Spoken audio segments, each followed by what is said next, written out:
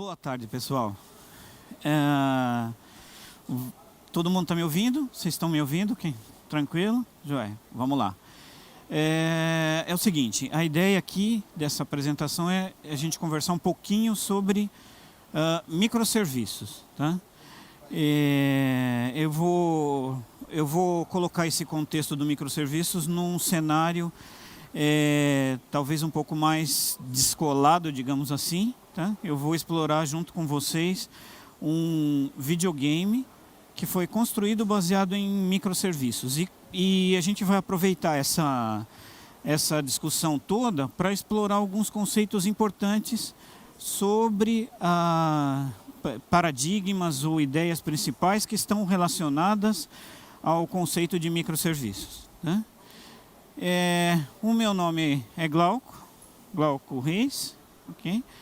Eu tenho uma experiência em quase que a vida inteira eu trabalhei com orientação para objetos, né? E tem uma coisa, eu sou apaixonado também por computadores da década de 70 e da década de 80. Foi daí, na verdade, que veio a ideia de fazer um videogame que fosse baseado em microserviços, né? Os videogames da década de 70, eles têm umas características interessantes porque eles são simples o suficiente, mas ainda assim eles têm elementos visuais que ajudam a gente a entender um pouco mais. A gente vai conseguir visualizar alguns conceitos que são importantes em relação à ideia dos microserviços. Tá? O videogame que eu acabei construindo é um videogame que talvez alguns de vocês não saibam, nunca tenham visto, por isso foi pedido para que eu apresentasse aqui o que é o videogame, né? É o nosso Space Invaders. Quem é mais novo, quem tem mais de 40 anos, provavelmente já chegou a jogar um Space Invaders, né? Quem tem menos de 40 anos, eu vou ter que explicar um pouquinho aqui como é que a coisa funciona, né? Como é que isso aqui funciona? Você tem um jogador, que fica aqui na parte inferior, né? Esse jogador ele tem que evitar que os inimigos invadam a Terra e destruam o planeta. Então os inimigos eles vão descendo, se vocês repararem. E aí você tem bombas que você pode atirar para cima e bombas que você pode atirar para baixo, certo? Esse é o conceito geral do jogo. O seu objetivo é destruir todos os elementos, os inimigos, para que você consiga passar para uma próxima fase. Como vocês podem perceber, assim, o jogo ele é totalmente visual, né? Ele é baseado em elementos visuais, elementos simples, mas elementos visuais, né? Esse é o cenário do jogo que a gente vai estar explorando aqui. Agora, vamos discutir um pouquinho sobre um outro assunto que é o seguinte. Esse jogo foi construído com base em microserviços, certo? O que é um microserviço? Né? Essa é a definição do Martin Fowler, né? Um profissional que ele tem uma característica bastante interessante, porque ele tem características de um arquiteto, ele também tem características de um programador. É um cara esperto, né? É um cara muito esperto e que sabe o que fala. A ideia do microserviço é você conseguir tornar o seu aplicativo em blocos pequenos, isolados, com uma certa independência, né? E que compõem um sistema maior, como você construiria um sistema tradicional, né? Ou seja, nós vamos sair das práticas de programação monolítica, um aplicativo inteiro num bloco só, e nós vamos partir para alguma coisa modular. Então, num certo sentido, o microserviço é muito similar em vários aspectos a um sistema baseado em SOA, né? Antigamente a gente é Service Oriented Architecture. Então, assim, eu não consigo ver a gente tem alguns elementos estruturais que melhoraram na ideia de microserviços, mas ainda assim há muita similaridade entre a ideia de microserviço e a ideia de SOA. A gente continua tendo aquelas mesmas questões de discussão sobre quão granular deve ser o meu microserviço, eu faço ele menorzinho, eu faço ele maiorzinho. Eu tomei algumas decisões de arquitetura no momento em que eu fiz a construção do videogame. Eu vou compartilhar com vocês quais foram as decisões que eu tomei, mas nem de longe é a única forma de fazer essa implementação. Vocês têm, na verdade, várias formas ou várias maneiras diferentes de fazer umas subdivisões em microserviços. Cada uma delas tem consequências positivas e consequências negativas, ok? Normalmente a gente constrói esses microserviços como a ideia é você ter um grau de fragmentação dos microserviços maior um pouco do que você tinha na época do SOA. Uma das ideias que tem sido bastante aceita pela comunidade é a ideia de que você vai usar um mecanismo de comunicação leve. Então tem se preferido a utilização de JAX RS para a implementação de microserviços, embora isso não seja uma regra, todo mundo tem usado isso, mas não é uma regra que você tem que seguir isso ao pé da letra. Você pode construir um sistema baseado em microserviços usando qualquer outro tipo de tecnologia, por exemplo, até SOAP. Tá? Não é uma imposição, né? Uma outra característica que é interessante em relação a microserviços é o seguinte: você vai pegar um sistema que tradicionalmente seria monolítico e vai tornar esse sistema tradicionalmente monolítico em blocos menores que vão ter que se conversar em algum ponto.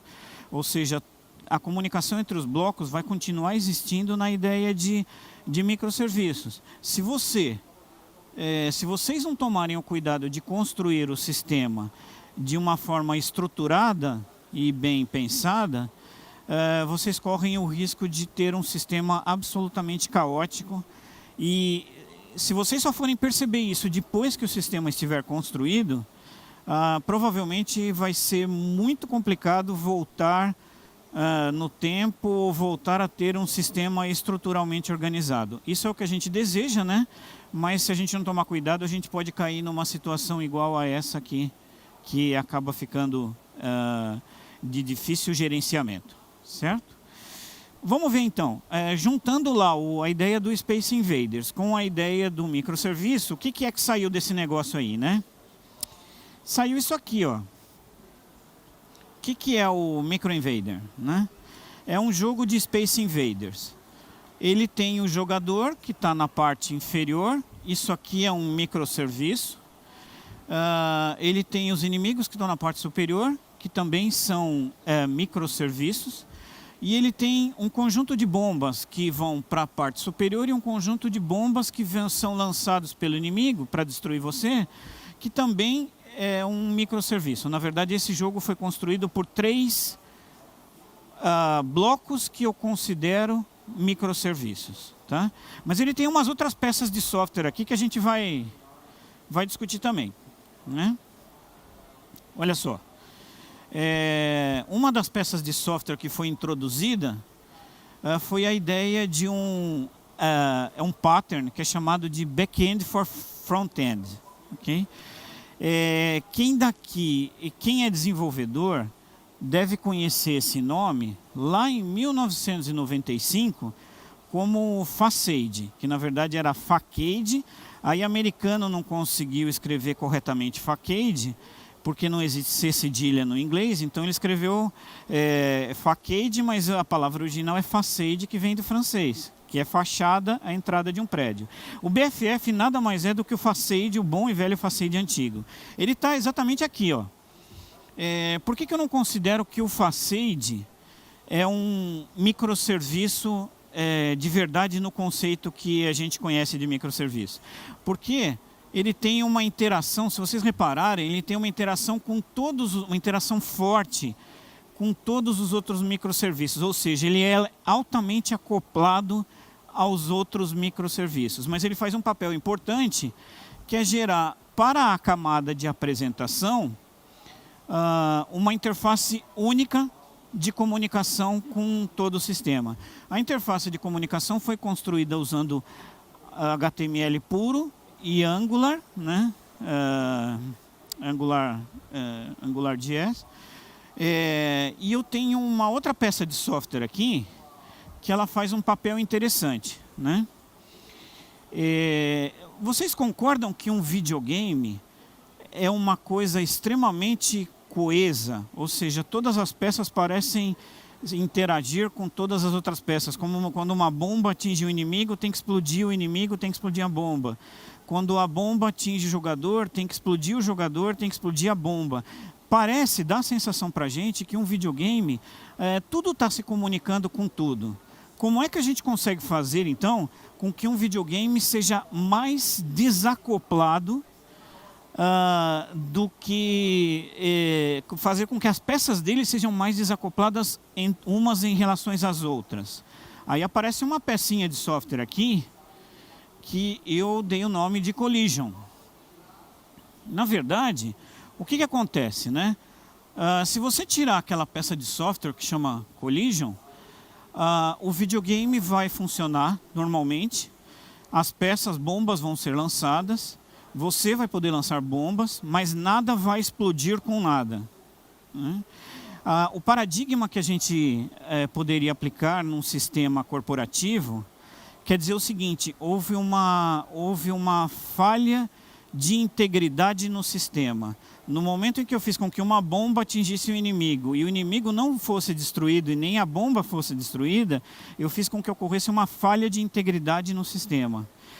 Tradicionalmente, o que a gente faz para resolver esse problema, né?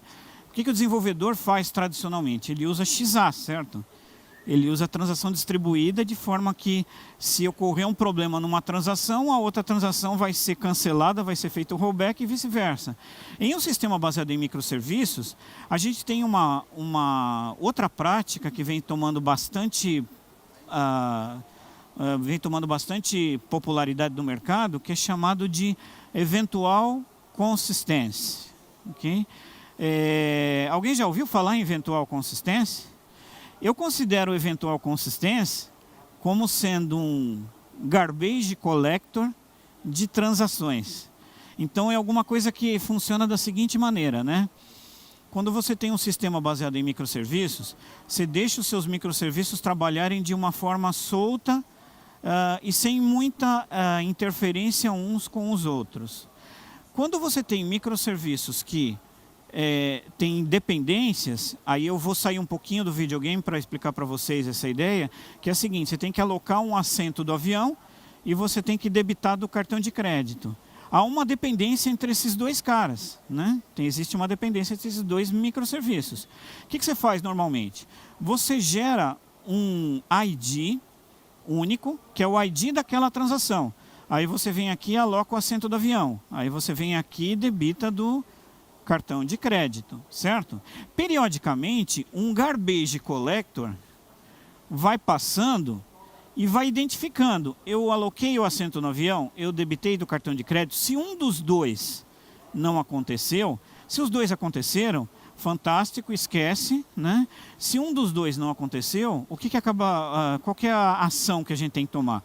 Esse garbage collector aqui que vai passando para pegar as transações, ele dá um jeito de fazer, ou ele vai fazer um rollback da alocação do assento do avião, ou ele vai tentar novamente debitar do cartão de crédito, ou qualquer outra atitude que for, não importa, né? E no nosso videogame, na verdade, isso aqui é representado pelo Collision. Cada vez que você faz as movimentações das peças, então imagina que o jogo está acontecendo. Você move todos os inimigos, depois você move todos os jogadores, depois você move todas as bombas. Aí entra uma peça que é o Collision, que ele vai perguntar para todo mundo aonde você está na tela, onde você está na tela, onde você está na tela, e comparar para ver se tem dois elementos numa mesma posição física. Se dois elementos existirem numa mesma posição física, significa que há um problema de consistência e, portanto, tanto aquela bomba quanto aquele inimigo têm que ser destruídos no jogo. Então, o papel do Collision no videogame, nesse videogame, é o papel do eventual consistência. É ele quem está fazendo o papel dessa eventual consistência. Aí vocês podem imaginar assim, né? Bom, e daí, né? Esse videogame funciona, é jogável, né? A gente consegue jogar com esse videogame. Eu vou fazer uma coisa que é muito arriscada aqui, e eu vou mostrar ele funcionando para vocês, tá? Mas por que um videogame? Vamos voltar na questão original. Por que um videogame? A IBM tem um outro jogo que é chamado Game On. Se vocês entrarem no site da IBM e procurarem por Game On, vocês vão encontrar esse videogame, só que ele não é visual. O meu objetivo, na verdade, era fazer um jogo que fosse visual para que você conseguisse ver comportamentos relacionados a microserviços de uma forma que você identificasse visualmente na tela. Isso vai ficar claro daqui 2 minutos, na verdade, no próximo slide isso vai ficar claro. Ok? Então, por que escolher um jogo desse tipo, né? Por que um jogo? Porque num jogo tudo é movimento. Qualquer interação sistêmica, qualquer coisa que você quiser fazer no jogo vai gerar uma movimentação de uma peça ou alguma coisa você vai ver na tela, né? Ou seja, é mais fácil enxergar esses comportamentos. Vamos ver o que a gente está falando? Tá, eu não estou conseguindo tangibilizar o que você está falando, Glauco. Dá uma olhada, ó. Vamos discutir então sobre o que é visualizar um circuit breaker. Para vocês, para aquele que não sabe exatamente o que é um circuit breaker, vamos voltar e vamos explicar essa questão, né? Existe um conceito em microserviços que é o seguinte: os microserviços não são isolados. Um microserviço conversa uns com os outros, certo? Então, toda vez que você faz uma chamada para um microserviço, essa chamada acontece via HTTP, que é um protocolo de rede.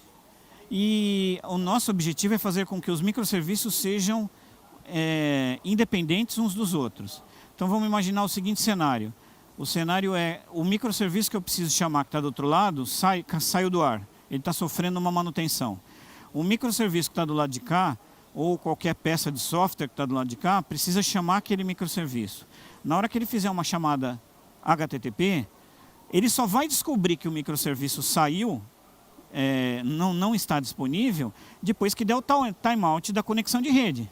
Concordam? Só que o problema é que na hora que você fizer essa chamada, todo o restante que está esperando para ser processado, acaba ficando, de uma certa maneira, encavalado. Aí você fala, não, mas o tempo de conexão, o timeout de conexão do HTTP é milissegundos, 100 milissegundos e já detecta. Fantástico, imagina um sistema que tem milhares de requisições concorrentes, e que todas elas podem falhar em um determinado momento, né? Como é que a gente resolve isso? A gente resolve introduzindo uma peça de software que é chamado de circuit breaker. O circuit breaker é o disjuntor que você tem na sua casa. Quando eu tento chamar um microserviço que está fora do ar, eu tento 1 vez, 2 vezes, 3 vezes, eu desligo o disjuntor, como desligo o disjuntor na casa de vocês. Só que eu não posso ligar o disjuntor manualmente. Ele espera passar um tempo, alguns milissegundos, talvez, alguns segundos, e vai lá e liga de novo aquele serviço. A próxima vez que eu fizer a chamada, ele vai de novo tentar fazer a chamada do outro lado. E o que eu quero dizer, então, em relação a visualizar o comportamento de um circuit breaker num videogame? Olha para isso aqui, gente. Dá uma olhada, ó. Do lado esquerdo é o sistema sem circuit breaker. Do lado direito é o sistema com circuit breaker. É o mesmo videogame, essencialmente o mesmo videogame, mas com implementações, um com circuit breaker e outro sem. Vocês conseguem ver alguma diferença do jogo do lado esquerdo? Aliás, vocês conseguem perceber que de vez em quando aparecem uns buracos no meio das requisições? E esses mesmos buracos vocês não conseguem enxergar do lado de cá? O que está acontecendo nessa hora?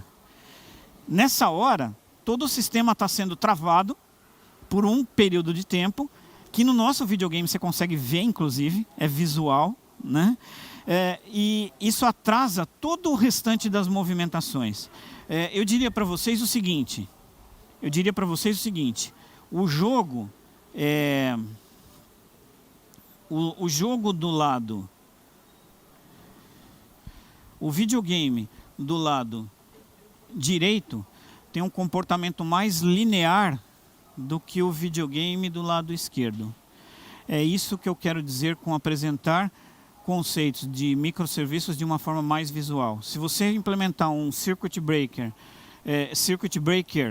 nos seus sistemas baseados em microserviços, provavelmente o comportamento para o usuário final vai ser um comportamento mais suave em termos de processamento. Você vai ver poucos lock-ins, você não vai ver, ele não vai ficar travado esperando, ou seja, o comportamento vai ser visualmente mais agradável para o usuário final.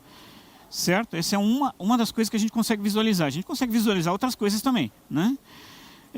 Outra coisa que a gente consegue endereçar aqui, quando a gente usa microserviços, e aí para isso eu vou ter que falar um pouquinho sobre uma tecnologia que é chamada de polimorfismo, e que a gente, assim, eu sinto muito que a gente abandonou isso tudo, a gente abandonou várias práticas de programação orientada para objeto ao longo dos anos, em prol de outras tecnologias talvez mais imediatistas. Mas, qual que é a ideia do polimorfismo, né?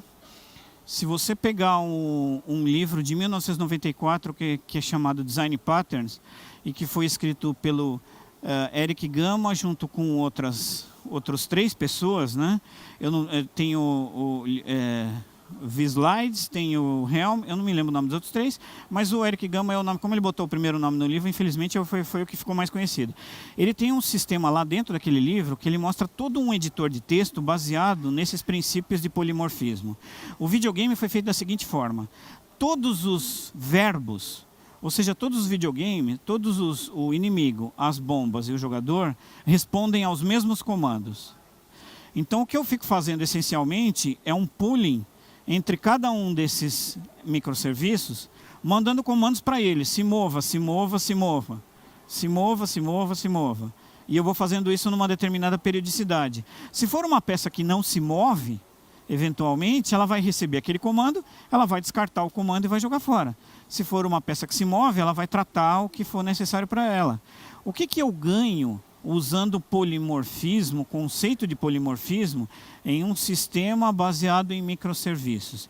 Eu ganho que eu consigo colocar novas peças de software dentro do videogame, sem que eu afete todo o restante do sistema. Essa nova peça, quando ela entrar ali e começar a processar, ela vai naturalmente começar a receber mensagens do meu facade, que está lá na frente, e ela vai começar a fazer o que ela deve fazer, ou processar, ou fazer uma transação, ou debitar de um cartão de crédito, ou talvez acrescentar, incrementar um valor de dólar, ou o que quer que seja num sistema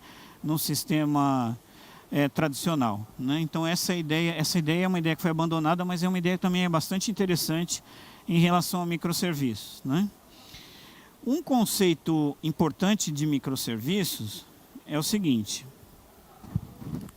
veja, nós estamos falando o seguinte: você está saindo de um sistema monolítico para um sistema que vai ser construído por peças de software, né? Então você está saindo de um sistema que só tem uma peça de software para um sistema que vai ter 100, talvez 1000, depende da granularidade que você adotar, peças de software diferentes, que cada uma delas vai ter que ser gerenciada pelo seu próprio processo de desenvolvimento.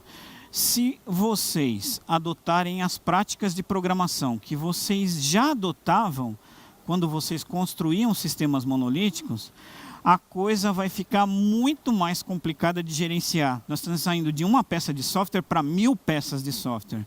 É aí que entra a ideia de DevOps, né? Que foi falado aqui em várias apresentações. Eu não vou discutir sobre DevOps aqui, mas eu vou dar uma paleta para vocês interessante de um pedacinho que foi colocado no software e que vai ajudar vocês a entender um pouco o conceito de DevOps. Olha só. O Martin Fowler, ele usa o conceito que chama Continuous Delivery, Continuous Integration, né? Depois eu vou, como o tempo está meio apertadinho, depois eu vou mostrar para vocês onde é que vocês baixam o videogame, como é que vocês podem executar tudo isso aqui. Tudo isso aqui está disponível lá no GitHub e vocês podem baixar para compilar, criticar, modificar, o que vocês quiserem fazer ali em relação a isso. Dá uma olhadinha só, ó. Eu vou fazer o seguinte: eu vou sair para o diretório aonde está o meu o projeto que eu acabei de baixar. Eu posso baixar isso do GitHub. Dentro desse cara aqui não tem nada além dos códigos fontes em Java. Esse aplicativo foi feito inteiro em Java, tá? Eu me sinto confortável com a tecnologia Java. Mas ele tem uma peça de software que é um arquivo POM, que é basicamente um Maven, né? Esse Maven, se vocês olharem aqui, vamos abstrair dessa sopa de letras aqui, mas na verdade o que está acontecendo aqui é o seguinte, eu estou baixando um Liberty Profile, esse Liberty Profile está sendo configurado, eu estou criando um server nele, eu estou pegando todas as classes Java, gerando cada um dos UARs, um para a bomba, um para os inimigos e um para o player. Eu estou publicando isso dentro do Liberty Profile, e a única coisa que eu não estou fazendo aqui é startar automaticamente o videogame, mas eu poderia startá-lo automaticamente também, via Maven, e isso é o que o Martin Fowler chamava, 5, 10 anos atrás, de Continuous Integration, Continuous Delivery. Na verdade, o que ele diz é o seguinte, a frase dele é bem assim, ó, eu tenho que ser capaz de, num dado ponto do desenvolvimento, apertar um botão e todos os outros passos necessários para que eu termine os outros passos até o sistema estar em produção têm que ser executados pelo simples pressionar de uma tecla. Isso parece uma coisa insana, parecia uma coisa insana há 4 anos atrás, talvez 10 anos atrás, mas é totalmente factível com as tecnologias que nós temos hoje, e isso é chamado de DevOps. Vamos ver o videogame já funcionando? Olha só, vamos ver o videogame funcionando.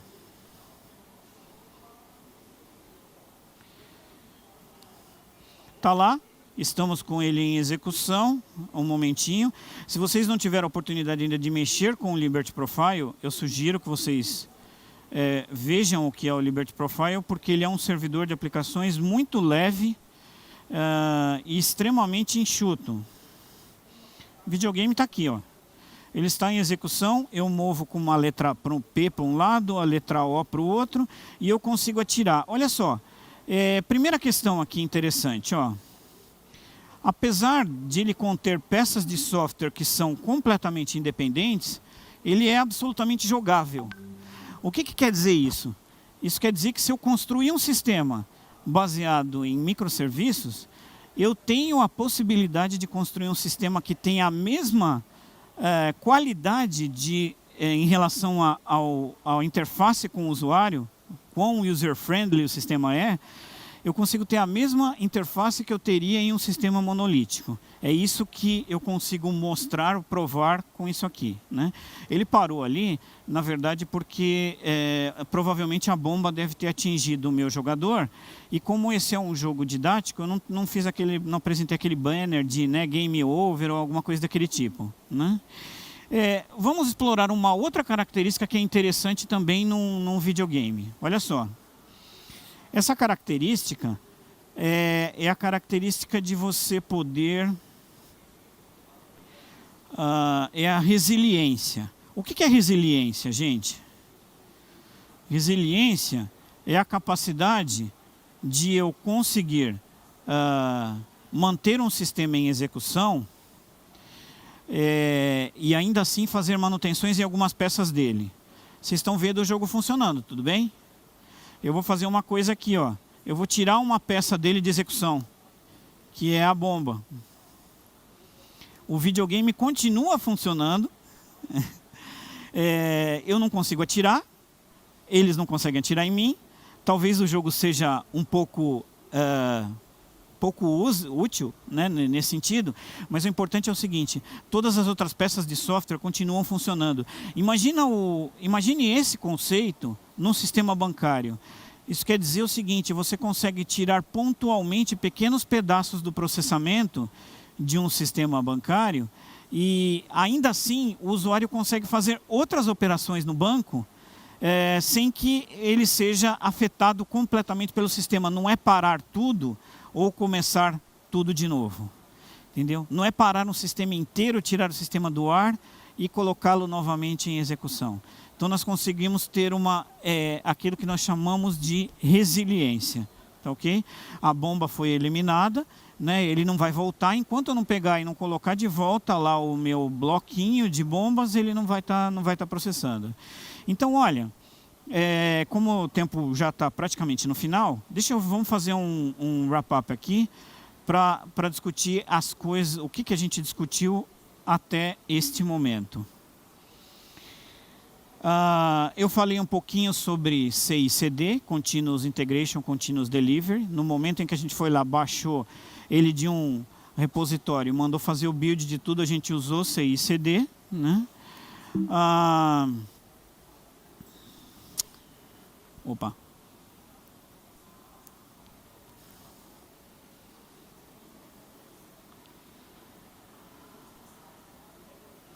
Eu falei um pouquinho sobre resiliência.